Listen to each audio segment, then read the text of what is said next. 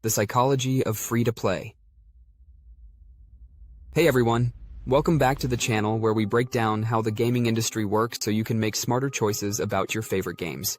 Today we're taking a deep dive into how free-to-play games encourage players to make in-game purchases and how these design choices subtly, and sometimes not so subtly, shape your experience.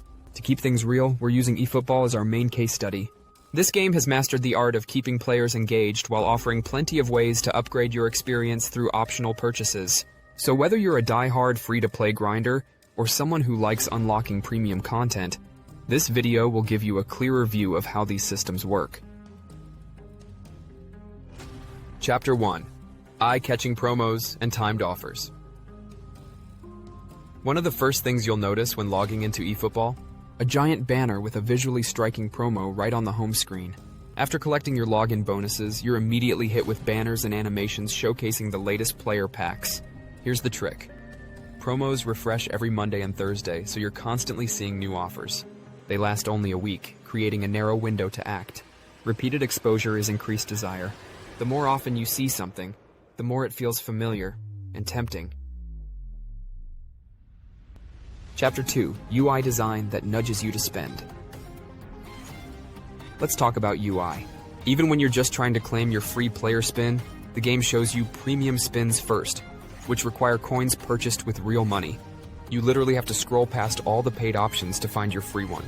This is no accident. Just like retail stores put high-priced items at the front and sales racks in the back, eFootball's UI design nudges players toward purchases before they even get their freebies. Chapter 3.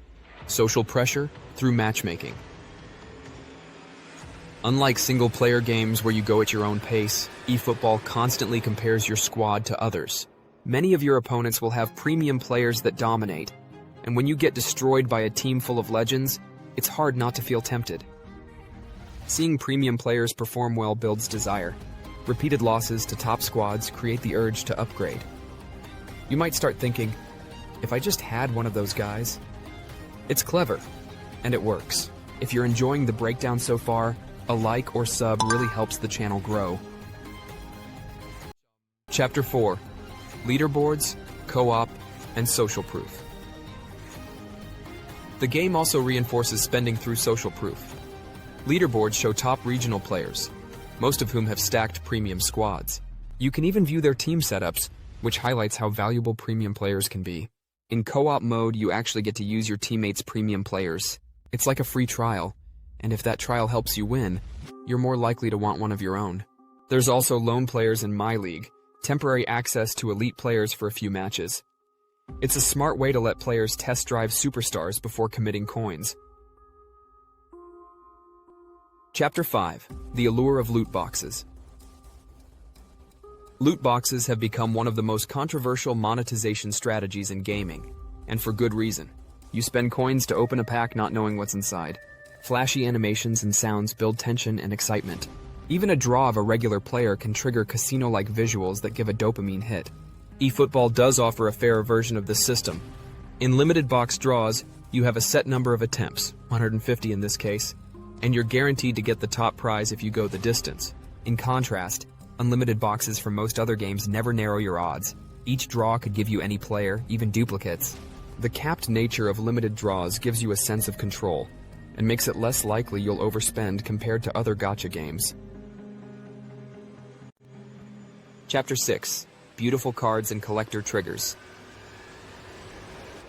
Let's be honest, some of these cards just look amazing. Neon effects, fire trails, animated borders. They're designed to stand out, especially next to the plain free-to-play cards. If you ever collected football stickers or trading cards as a kid, you'll know the feeling. That collector's instinct is alive and well in digital form, and when something looks valuable, it feels worth paying for. Chapter 7. Beginner's luck and tilted odds. Ever notice how new players sometimes seem to get insane pulls? Forums are full of screenshots from beginners getting legendary players on their first few rolls. That's survivorship bias. You only see the lucky ones. But many games do tilt odds early on to hook players with a quick win. Once you feel that high, you're more likely to chase it again. And that chase often leads to your first real money purchase. Chapter 8. Game mechanics that shift to drive spending. Here's where it gets a bit sneaky. eFootball occasionally nerfs older skills when new premium ones arrive, such as blitz curler versus long-range curler. Updates core mechanics like dribbling or crossing, making old strategies less effective. These subtle shifts make it harder to settle with a working squad. You constantly feel the need to adapt. Then there's the first week power boost, where newly acquired players perform better in their first few games. It's probably not just in your head. It makes your pull feel worth it, and makes you want that rush again. Chapter 9. Power creep and ratings inflation. The latest version of a player is always just a bit better than the last. Slightly higher stats, new positions, extra skills. If you're a fan of that player, it's hard to resist. Even if you already have a 97 rated version, the new 99 rated card feels like a must-have.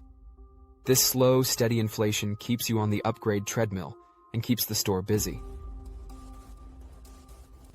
Chapter 10. Login bonuses. The hook. Let's not forget how the game keeps you coming back. Login bonuses reward you just for opening the app, whether it's GP, coins, or even chances to pull a legendary. There's also festive campaigns that offer rare items. The daily penalty minigame that contributes to unlocking players like Beckham or Tony Adams. These systems are simple, but powerful. They encourage daily activity. They increase exposure to offers. And once you're in the game, it's easier to stay and play a few matches.